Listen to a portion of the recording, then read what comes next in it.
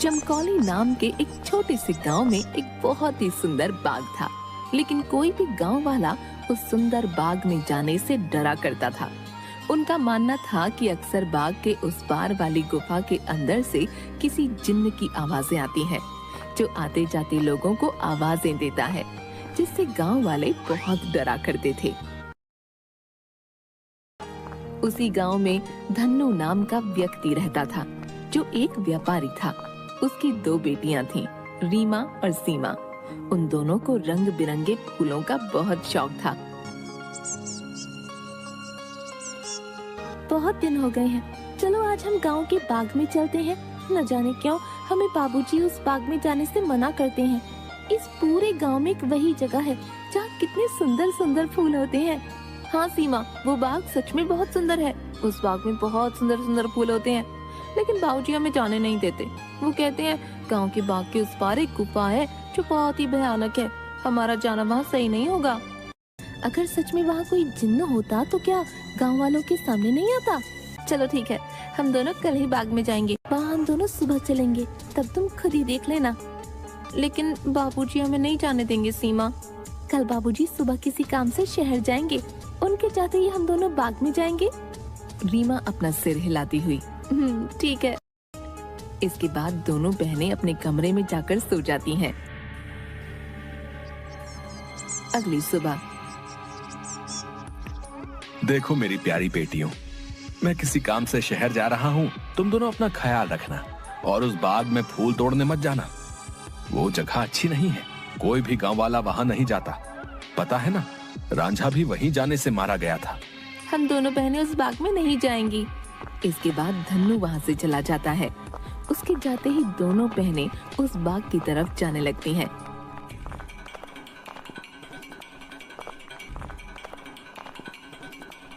मुझे बहुत डर लग रहा है, अब मैं इसके आगे नहीं जाऊंगी। ठीक है।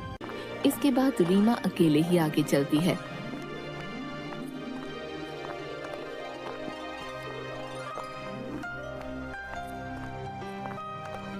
पुराना साधु रास्ता रोकता है। बेटी, ये रास्ता मौत का है। अगर मौत का रास्ता हो तो भी मैं जाऊंगी। फिर याद रखना, जिन्न को छुड़ाने के लिए तुम्हें 3 कठिन परीक्षा से गुजरना होगा। मैं तैयार हूँ। रूपा जैसे ही फाटक पार करती है, एक मायावी संसार खुलता है। चारों तरफ जंगल और फुसफुसाती आवाजें। रीमा चलते चलते उस गुफा के पास पहुंच जाती है। तभी एक आवाज उसे सुनाई देती है, जो काफी भारी होती है। ऐसा लगता है जैसे किसी रोते हुए इंसान की आवाज हो वो। कोई है यहाँ? मुझे यहाँ से बाहर निकालो। मैं इस गुफा में बरसों से कैद हूँ। निकालो मुझे यहाँ से। रीमा बड़ी हैरानी से वहीं खड़ी हो जाती है। कौन हो तुम और क्यों मुझे आवाज लगा रहे हो? क्या तुम वही जिन्न हो जिसके बारे में गांव वाले बात करते हैं?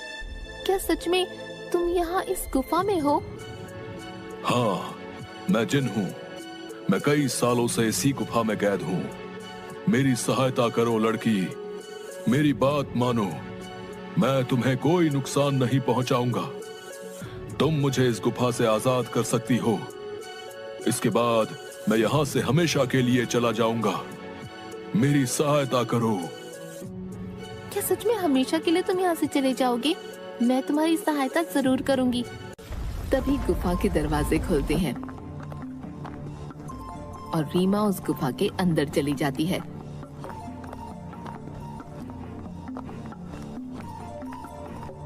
जैसे ही वो अंदर जाती है, एक बहुत बड़ी अजीब से जानवर की परछाई उसे नजर आती है, जो देखने में बहुत ही डरावनी होती है।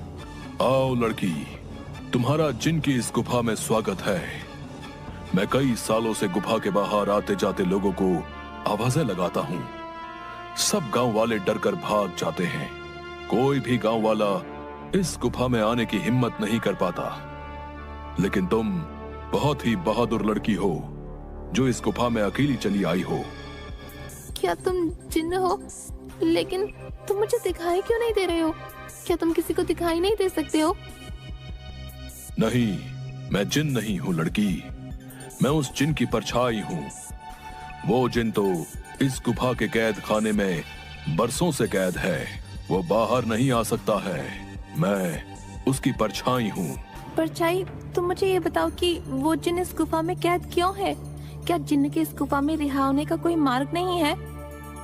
मार्ग है लड़की, और तुम उस मार्ग तक पहुंच सकती हो, लेकिन इसके लिए तुम्हें इस गुफा के तहखाने में जिन के पास जाना होगा। वही जिन तुम्हें उसकी मुक्ति का राज बताएगा। जिसके बाद रीमा हाथ में जलती हुई एक आग की मशाल लेकर उस गुफा की ओर जाती है।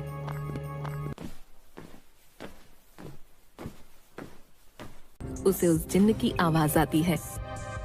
आओ बहादुर लड़की, मैं तुम्हारा ही इंतजार कर रहा हूँ। मैं जानता हूँ कि तुम ही मुझे इस गुफा से मुक्ति दिला सकती हो। मैं यहाँ कई सालों से बंद हूँ। मेरे सामने आओ जिन्नात, मैं तुम्हें देखना चाहती हूँ।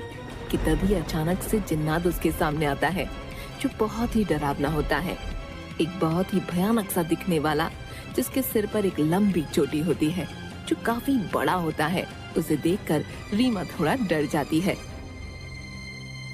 देखो, तुम डरो मत लड़की, मैं तुम्हें कुछ नहीं करूंगा।